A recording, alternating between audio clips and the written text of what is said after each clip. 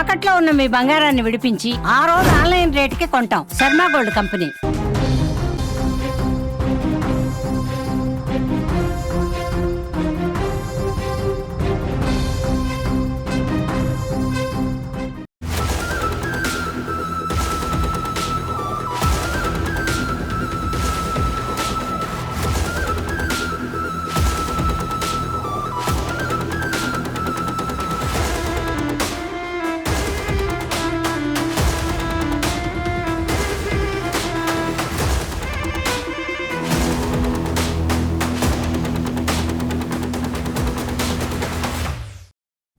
అతిపెద్ద ప్రశ్న, సౌజన్యని చంపింది కూడా ఈ వందల హత్యలు చేసిన వాళ్ళేనా?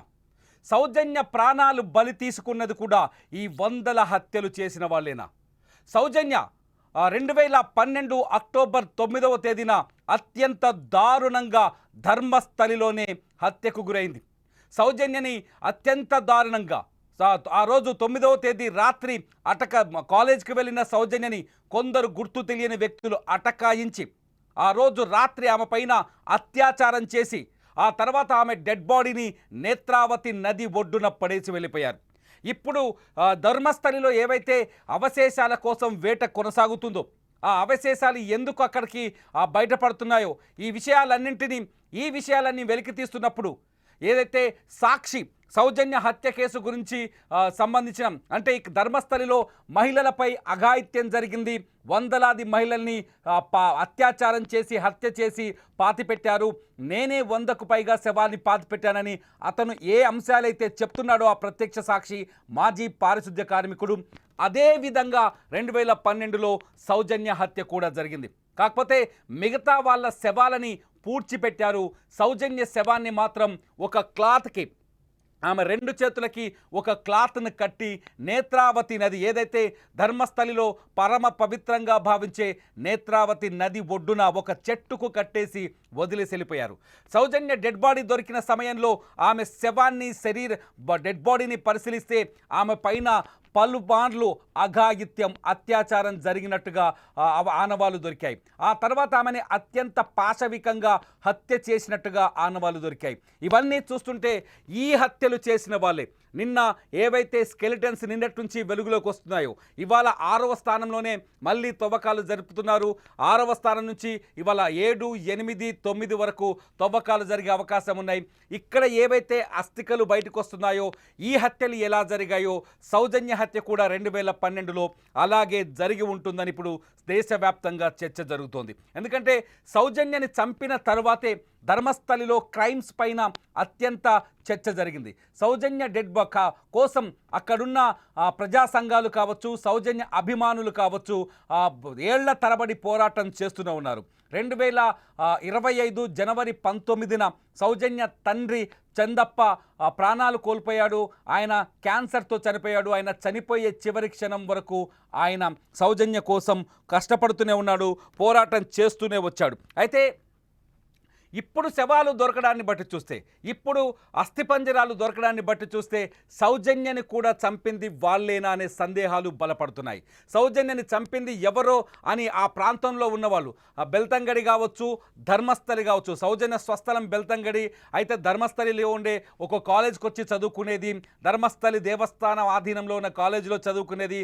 17 ఏళ్ల వయసున్న సౌజన్య కాలేజ్కి బయలుదేరిన సమయంలో దుండగులు అటకాయించారు అక్టోబర్ 9, 2012న. ఆ తర్వాత ఆమెను తీసుకెళ్ళి ధర్మస్థలి అడవుల్లోకి తీసుకెళ్ళి అత్యాచారం చేసి, ఒక్కరు కాదు ఆమె పైన గ్యాంగ్ రేప్ జరిగిందని అప్పట్లోనే ఆమె పోస్ట్ మార్టం రిపోర్ట్లో వచ్చింది. ఆ తర్వాత హత్య చేసినట్టుగా తెలియదు. ఇప్పుడు దొరుకుతున్న శవాలను బట్టి చూస్తే ఇదే స్థాయిలో 2003లో డాక్టర్ అనన్య కూడా మిస్ అయింది.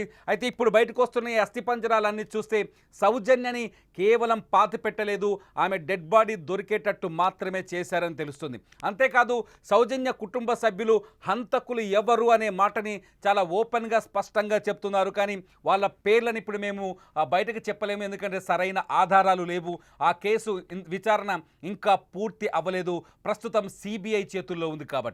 ఎందుకంటే సౌజన్య కుటుంబ సభ్యుల పేర్లు కూడా వెల్లడించడానికి వీల్లేదు, ఆ కేసు అత్యాచారం హత్య కేసు కాబట్టి. సౌజన్య ఫ్యామిలీ మెంబర్స్తో సుమన్ టీవీ మాట్లాడినప్పుడు చాలా స్పష్టంగా చెప్పారు, హంతకులు ఎవరో అందరికీ తెలుసు, వాళ్ళని కాపాడడానికి అనేక ప్రయత్నాలు జరుగుతున్నాయి, 5 దశాబ్దాలుగా ఆ ప్రాంతాన్ని వాళ్ళు ఏలుతున్నారని చాలా స్పష్టంగా చెప్తున్నారు సౌజన్య కుటుంబ సభ్యులు. సౌజన్య తాత ఒక సంచలనమైన ఆరోపణ చేశాడు. ప్రస్తుతం ఏదైతే మాజీ పారిశుద్ధ్య కార్మికుడు చెప్పిన మాటలను బట్టి ఆయన శవాలు పాతిపెట్టిన ప్రాంతాన్ని గుర్తించడంతో ఆ సౌజన్య తాత చాలా స్పష్టంగా చెప్పాడు, ఇది ధర్మస్థలలో సహజమైన విషయం.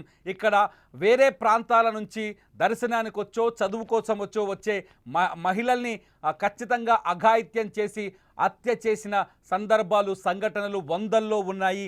100 శవాలు కాదు, అంతకంటే ఎక్కువ డెడ్ బాడీస్ దొరుకుతాయని ఆయన సౌజన్య తాత ఒక కఠినమైన కామెంట్ చేశాడు.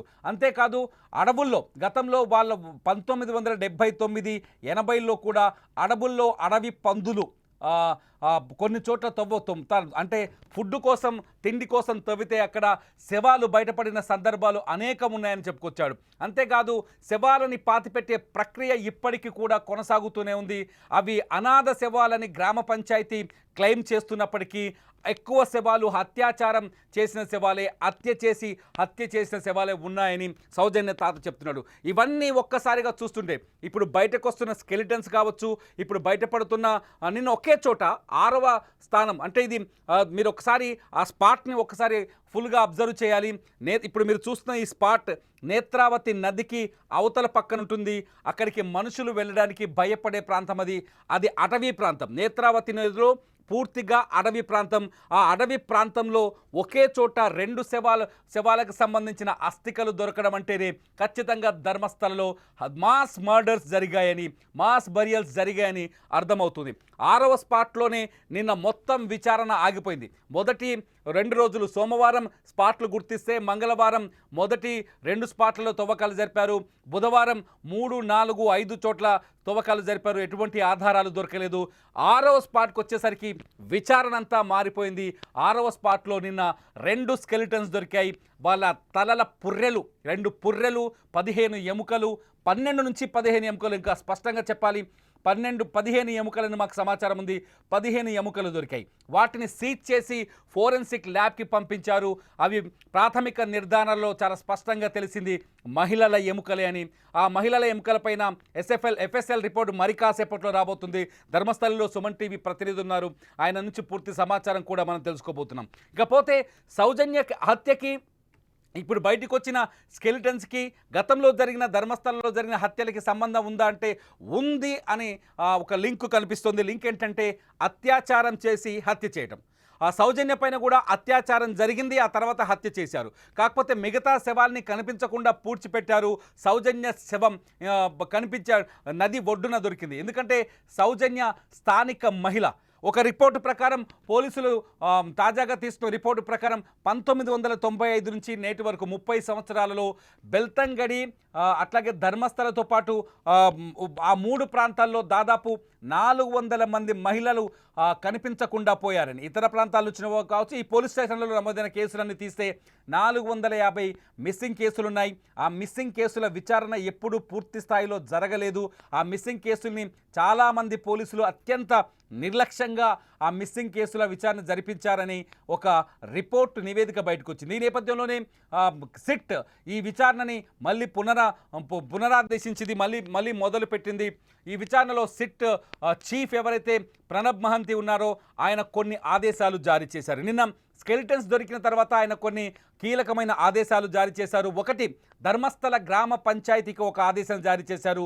గతంలో మీరు 1995 నుంచి ఇప్పటి వరకు 2025 వరకు మీరు ఎన్ని అనాథ శవాల్ని పూడ్చిపెట్టారు, ఏ ప్రాంతాల్లో పూడ్చిపెట్టారు, పూడ్చిపెట్టిన వాళ్ళ శవాలకు సంబంధించిన ఆనవాళ్ళేంటి, మీరు స్వాధీనం చేసుకున్న వస్తువులేంటి, పూర్తి వివరాలని నివేదికల్ని తమకు సమర్పించాలని నిన్న ఆర్డర్ వేశారు. అంతేకాదు దక్షిణ కన్నడ జిల్లాలో మిస్ అయిన మహిళల వివరాలు 1995 నుంచి 5 వరకు ఒక రిపోర్ట్ ఈ 10 ఏళ్లకు సంబంధించి, అట్లాగే 2005 నుంచి 2015 వరకు ఒక రిపోర్ట్, 2 రిపోర్ట్లు, 20 సంవత్సరాలకు సంబంధించి 2 రిపోర్టులు తమకు అందించాలని దక్షిణ కన్నడ పోలీసులకు కూడా ఆదేశాలు జారీ చేశారు. ఎప్పుడైతే స్కెలిటన్స్ దొరికాయో, స్కెలిటన్స్ దొరికిన వెంటనే ఈ సిట్ బృందానికి కర్ణాటక ప్రభుత్వం మరొక 20 మంది సిబ్బందిని జత చేసింది. ఎందుకంటే తవ్వకాల్లో వేగవంతం చేయాలని చెప్పేసి. అంతేకాదు హత్యలు జరిగిన మొత్తం ప్రాంతాన్ని పరిశీలిస్తే అన్ని చోట్ల సౌజన్య వాయిస్ వినిపించడం, ఎవరిని విచారించినా సౌజన్య గురించి చెప్పడం, ఇదంతా ప్రస్తుతం ధర్మస్థలలో ఏ ఒక్క అవశేషాలు బయటపడుతుండొచ్చో, ఒక్కొక్క అవశేషాలు బయటపడుతుండడంతో ధర్మస్థలలో సౌజన్య అనే అమ్మాయి గురించే అక్కడ మాట్లాడుతున్నారు. ఆ హత్య కేసు ఇప్పుడు మళ్ళీ తెరపైకి వచ్చింది. 2012లో ఒకసారి సౌజన్య హత్యలోకి వెళ్తే, ఆ వివరాల్లోకి వెళ్తే, 2012లో అక్టోబర్ 9వ తేదీన సౌజన్య 17 ఏళ్ల బాలిక అత్యంత దారుణంగా అత్యాచారానికి గురై ఘోరంగా హత్యకు గురైంది. ఈ ఘోరం ఎవరు చేశారన్నది ఇప్పటికీ తెలియలేదు. దాదాపు 11 ఏళ్ల వరకు ఈ కేసులో నిందితులు దొరకలేదు. అసలు 2012 అక్టోబర్ 9వ తేదీన ఏం జరిగిందనేది అసలు ఆ రోజు నుంచి ఈ రోజు వరకు ఒక్కసారి పరిశీలిస్తే అనేక సందేహాలు కలుగుతున్నాయి. కర్ణాటక రాష్ట్రంలోని దక్షిణ కన్నడ జిల్లా ధర్మస్థలం సమీపంలోని పంగల గ్రామానికి చెందిన 17 ఏళ్ల సౌజన్య ఉజేరాలోని శ్రీ ధర్మస్థల మంజునాథేశ్వర SDM కళాశాలలో ప్రీ యూనివర్సిటీ కోర్సు చదువుకునేది. సౌజన్య ఇంటి నుంచి కాలేజీకి సుమారు 5 కిలోమీటర్ల దూరం ఉంటుంది. సౌజన్య ఎప్పటిలాగే 2012 అక్టోబర్ 9వ తేదీన కూడా తన కాలేజీకి వెళ్ళింది. ఆ రోజు వాళ్ళ ఊరిలో ఒక చిన్న పండగ జరిగి ఉండడంతో సౌజన్య ఉదయం 7:30కే కొత్త బట్టలు వేసుకొని కాలేజీకి వెళ్ళింది. కానీ ఆ రోజు కాలేజీలో స్పెషల్ క్లాస్ ఉండడంతో ఫ్రెండ్ బాక్సులో భోజనం షేర్ చేసుకుంది. క్లాస్ అయిపోయిన తర్వాత మధ్యాహ్నం 3:30కి తను నేత్రావతి బస్ స్టాప్లో దిగింది. అక్కడి నుండి వాళ్ళ ఇంటికి 3 కిలోమీటర్ల దూరం ఉంటుంది. మీరు స్క్రీన్ పైన చూస్తున్నారు నేత్రావతి బస్ స్టాప్. ఈ బస్ స్టాప్లోనే సౌజన్య ఆ రోజు దిగింది. ఎవరూ తోడు లేకపోవడంతో సౌజన్య ఒక్కతే నడుచుకుంటూ ఇంటికి బయలుదేరింది. 1 కిలోమీటర్ దూరం వెళ్ళిన తర్వాత ప్రకృతి వైద్యశాల వాచ్మెన్ ఆమెను చూశాడు. అలా కొంచెం దూరం నడుచుకుంటూ వెళుతుంటే సౌజన్యకు వాళ్ళ మేనమామ కూడా కనిపించాడు. పండగ రోజు కూడా ఇంత లేటుగా ఎందుకు వస్తున్నావని తన మేనమామ అడగడంతో కాలేజీలో స్పెషల్ క్లాస్ ఉందంటూ కొంత సమయం సౌజన్య తన మేనమామ రోడ్డుపైనే మాట్లాడుకున్నారు. ఆ తర్వాత సౌజన్య ఇంటి వైపుగా బయలుదేరింది. కానీ ఇంటికి చేరలేదు సౌజన్య. మేనమామ మాట్లాడిన తర్వాత ఇంటికి వెళ్ళలేదు సౌజన్య. ఆ రోజు రాత్రి 7:30 అయింది. సౌజన్య ఇంటికి రాకపోవడంతో వాళ్ళ అమ్మ వెంటనే తన భర్తకి ఫోన్ చేసి విషయం చెప్పింది. రోజు 3-4 గంటలకే వచ్చే సౌజన్య తన కూతురు ఆ రోజు 7:30 అయినా ఇంకా ఇంటికి రాకపోవడంతో వెంటనే సౌజన్య ఫ్రెండ్స్కి ఫోన్ చేశారు. సౌజన్య మీ ఇంట్లో ఉందా అని అడిగారు. కానీ ఆమె నేత్రావతి బస్ స్టాప్ దగ్గర బస్ దిగిందని, తమ ఇంట్లో పండగ ఉండటం వల్ల తొందరగా బయలుదేరామని, సౌజన్య వాళ్ళ ఇంటి వైపు నడుచుకుంటూ వెళ్ళిందని సమాధానం వచ్చింది. ఇది ఇప్పుడు మీరు చూస్తున్న ఈ ప్లేస్ అంతా సౌజన్య నడుచుకుంటూ వెళ్ళిన ప్రాంతం. ఈ ప్రాంతంలోనే సౌజన్య చివరిగా కనిపించిన ప్రాంతం. దీంతో కుటుంబ సభ్యులు సౌజన్య ఇంటికి రాకపోవడంతో మరింత భయపడిపోయిన సౌజన్య తండ్రి తన బంధువులందరికీ ఫోన్ చేశాడు. అప్పుడు సౌజన్య వాళ్ళ మామ, నేను సౌజన్యని మధ్యాహ్నం 3:45 మా ఇంటి రోడ్డులో నడుచుకుంటూ వెళ్ళడం చూశాను అని చెప్పాడు. తర్వాత తను వెళ్ళిపోయిన సౌజన్య ఇంటి వైపు వచ్చిందని సమాధానం ఇచ్చాడు. ఆ రోజు రాత్రి 11 గంటల వరకు సుమారు 100 నుండి 200 మంది గ్రామస్తులు, దాదాపు 100 నుంచి 200 మంది గ్రామస్తులు చుట్టుపక్కల ప్రాంతాల్లో సౌజన్య కోసం గాలించారు. కానీ ఎటువంటి ఆచూకీ దొరకలేదు. దాంతో అక్కడి నుంచి నేరుగా పోలీస్ స్టేషన్కి వెళ్ళి ఫిర్యాదు చేసే ప్రయత్నం చేశారు. కానీ పోలీసులు 24 గంటలయ్యే వరకు కంప్లైంట్ తీసుకోబోమని చెప్పారు. దీంతో సౌజన్య కుటుంబ సభ్యులు తిరిగి ఇంటికి వెళ్ళారు. మరుసటి రోజు ఉదయం 10 గంటల సమయంలో ఊరి గ్రామస్తులందరూ మళ్ళీ అన్ని వైపులా గాలిస్తుండగా ఒకరికి సౌజన్య మృతదేహం కనిపించింది. సౌజన్యను అది కూడా నేత్రావతి నది ఒడ్డున. సౌజన్యను చూసిన అతను తీవ్ర షాక్కు గురయ్యాడు, భయపడ్డాడు. ఆమె చేతులు ఒక చిన్న చెట్టుకు కట్టేస్తున్నాయి. ఆమె ఒంటిపైన రక్తపు గాయాలు కూడా కనిపించాయి. నేత్రావతి నది ఒడ్డున కనిపించిన సీన్ ఇది. సౌజన్యను చూసిన వారికి కన్నీలాగలేదు. సౌజన్య అత్యంత పాశవికంగా రేప్ చేసి చంపేశారు సౌజన్యని. సౌజన్య డెడ్ బాడీని చూస్తే తన చున్నీ అండ్ ఐడి కార్డును చెట్టుకు వేలాడదీశారంటే ఒక కక్షపూరితంగా హత్య చేశారని, ఒక కామంతో ఆమెను చంపేశారని అర్థమైంది. తన శరీరం పూర్తిగా ఒళ్ళంతా గాయాలు కనిపించాయి. తన లిప్స్ని రక్తం వచ్చేలా కొరికారు. ఈ మాట చెప్పడానికే కన్నీళ్ళు వస్తాయి. ప్రైవేట్ పార్టీలో అయితే మాట్లాడలేం, మట్టి వేశారు. సౌజన్యను ఘోరాతి ఘోరంగా రేప్ చేశారు. ఈ దారుణం జరిగిన స్థలానికి పోలీసులు వచ్చి ఆ ప్రాంతాన్ని పరిశీలించారు. ఆ తర్వాత అంతా అయిపోయిన తర్వాత సౌజన్య మృతదేహాన్ని పోస్ట్ మార్టం కోసం పంపించారు. దాన్ని డెడ్ బాడీ రిపోర్ట్ కోసం ఉత్కంఠగా ఎదురు చూశారు. దాదాపు 11 ఏళ్ల వరకు ఈ కేసులో ఒక్క నిందితుడు కూడా దొరకలేదు. ఈ కేసు చాలా కాలం పాటు మిస్టరీగానే మిగిలిపోయింది. ఇప్పుడు కూడా మిస్టరీగానే ఉంది. ఈ సంఘటన వల్ల ఆ ప్రాంతంలో ప్రజలు చాలా భయపడ్డారు. మరుసటి రోజు అంటే అక్టోబర్ 11న 2012 అక్టోబర్ 11న ఆమె అంత్యక్రియలు జరిగాయి. భారీ ఎత్తున ప్రజలు ఆమె అంత్యక్రియలు హాజరయ్యారు. ఈ కేసులో సౌజన్యానికి న్యాయం జరగాలంటూ వాళ్ళు ఆందోళనకు దిగారు. ఈ కేసులో అయితే సంతోష్ రావు అనే ఒక వ్యక్తిని పోలీసులు వెంటనే అరెస్ట్ చేశారు. స్థానికులు అతన్ని పట్టుకొని పోలీసులకు అప్పగించారని అప్పట్లో వార్తలు వచ్చాయి. కానీ ఈ కేసులో పోలీసుల దర్యాప్తు సరిగ్గా జరగలేదనే ఆరోపణలు మొదటి నుంచి ఉన్నాయి. ముఖ్యంగా సాక్షులను సరిగ్గా సేకరించలేదు, మెడికల్ రిపోర్ట్లను తారుమారు చేశారు వంటి అనే ఆరోపణలు అనేకం తెరపైకి వచ్చాయి. దీంతో ఈ కేసుపై ప్రజల నుంచి పెద్ద ఎత్తున నిరసనలు వ్యక్తమయ్యాయి. ఈ కేసును సిబిఐకి అప్పగించారు. చివరికి సిబిఐ కూడా సంతోష్ రావునే ప్రధాన నిందితుడిగా పేర్కొంటూ కోర్టులో ఛార్జ్ షీట్ దాఖలు చేసింది. సిబిఐ వాదనలు ప్రధానంగా 3 అంశాలపైన ఆధారపడ్డాయి. అందులో ఒకటి, పోలీసుల విచారణలో సంతోష్ రావు నేరం ఒప్పుకున్నాడని చెప్పడం. రెండోది వచ్చేసి అతని నుంచి సౌజన్య బట్టలు స్వాధీనం చేసుకున్నామని చెప్పడం.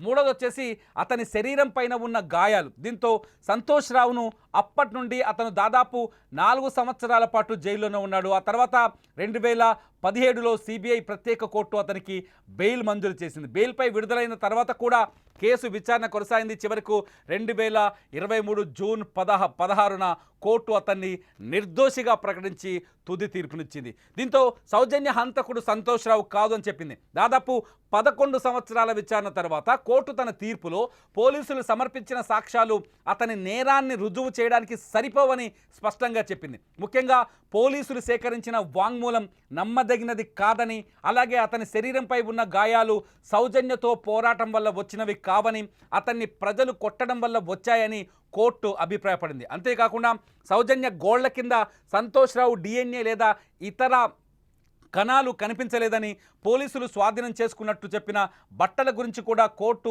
అనుమానం వ్యక్తం చేసింది. సౌజన్య తల్లి తన ఇంటి నుంచి పోలీసుల బట్టలు తీసుకువెళ్లారని చెప్పడంతో, పోలీసులు బట్టలు తీసుకెళ్లారని చెప్పడంతో సాక్ష్యాలు తారుమారయ్యాయని ఇక్కడ చాలా స్పష్టంగా తెలిసింది. అంటే సంతోష్ రావుని ఉద్దేశపూర్వకంగా ఇరికించారని. సంతోష్ రావు విడుదల తర్వాత సౌజన్య కుటుంబ సభ్యులు, ప్రజలు చాలా ఆగ్రహం వ్యక్తం చేశారు. అసలు దోషులకు శిక్ష పడలేదని, పోలీసుల దర్యాప్తులో లోపమే దీనికి కారణమని ఆరోపించారు. ఈ కేసును తిరిగి దర్యాప్తు చేయాలని, అలాగే దర్యాప్తులో లోపాలు చేసిన పోలీసు అధికారులపైన చర్యలు తీసుకోవాలని కూడా డిమాండ్ చేశారు. ప్రస్తుతం ఈ కేసును సిట్తో మళ్ళీ విచారింపజేయాలని డిమాండ్ చేస్తున్నారు. ధర్మస్థల చుట్టుపక్కల జరిగిన ఇతర అనుమానాస్పద మరణాలు కూడా ఈ కేసుతో ముడిపడి ఉన్నాయని ప్రజలు బలంగా విశ్వసిస్తున్నారు. ఈ కేసులో న్యాయం కోసం పోరాటం ఇప్పటికీ కొనసాగుతూనే ఉంది. ఇప్పుడు ఈ 100 శవాల కథ వెలుగులోకి రావడంతో సౌజన్య హత్యలకు ఈ 100 శవాలకు సంబంధం ఉందనే చర్చ కొనసాగుతుంది. మొత్తంగా సౌజన్యని చంపింది కూడా ఈ అన్నోన్ మర్డర్స్ ఏవైతే ఉన్నాయో, ఈ 100లకు పైగా మహిళలు మిస్ అవ్వడానికి కారకులనే చర్చ ఎక్కడైతే జరుగుతుందో, 100కు పైగా శవాల్ని నేనే పాతిపెట్టాను, అది అత్యంత ప్రభావవంతులైన వ్యక్తులు, ధర్మస్థలలో అత్యంత శక్తివంతమైన వ్యక్తులు చెప్పడం వల్ల పాతిపెట్టానన్న ఆ వ్యక్తి చెప్పిన హత్యలకి, అట్లాగే శవాలకి, సౌజన్య హత్యకి కూడా సంబంధం ఉందనే చర్చ జరుగుతుంది. ఇటువంటిదే 2003లో జరిగిన డాక్టర్ అనన్య హత్య కేసు కూడా ఈ శవాలకి ముడిపడి ఉందనే చర్చ జరుగుతుంది. ఏది ఏమైనా ధర్మస్థలిలో అసలు ఈ నేరస్థలిగా మారి కనిపిస్తోంది ఇప్పుడు ధర్మస్థలి ప్రపంచానికి. ధర్మస్థలిలో ఈ వరుస ఉదంతాలన్నీ అంటే గత కొన్నాళ్లుగా అక్కడ మహిళలపైన అఘాయిత్యాలు జరుగుతున్నాయి, హత్యలు జరుగుతున్నాయనే అన్నింటినీ రుజువు చేసే విధంగా ఇప్పుడు మొత్తం డేటా వెలుగులోకి వస్తుంది. ఈ అస్థిపంజరాలు ఒకే చోట మల్టిపుల్ డెడ్ బాడీస్, అంటే ఒక చోట ఒక శవం దొరికింది అంటే దాన్ని వేరే పర్పస్లోనో లేకపోతే అధికారికంగా ధర్మస్థలి గ్రామ పంచాయతీ చెప్తున్నట్టుగా అధికారికంగా పాతిపెట్టారని భావించవచ్చు. కానీ ఒకే చోట 2 శవాల ఆనవాళ్లు దొరకడం, 2 శవాల అస్థిపంజరాలు దొరకడం, 2 శవాల పుర్రెలు దొరకడంతో ఇక్కడ మాస్ బరియల్ జరిగాయనే చర్చ కూడా జరుగుతుంది. అంతేకాదు ఈ హత్యలు శవాలు పాతిపెట్టడం వెనుక అంటే ఈ పారిశుద్ధ్య కార్మికుడు చూపించిన స్పాట్లలో అత్యంత కీలకమైన స్పాట్స్ 7 నుంచి 9 అని తెలుస్తోంది. చూడాలి, ఇవాళ తవ్వకాలు 7 నుంచి 9 వరకు కొనసాగే అవకాశం ఉంది. ప్రతి తవ్వకానికి సంబంధించిన పూర్తి అప్డేట్ని సుమన్ టీవీలో మీరు చూస్తూనే ఉండొచ్చు.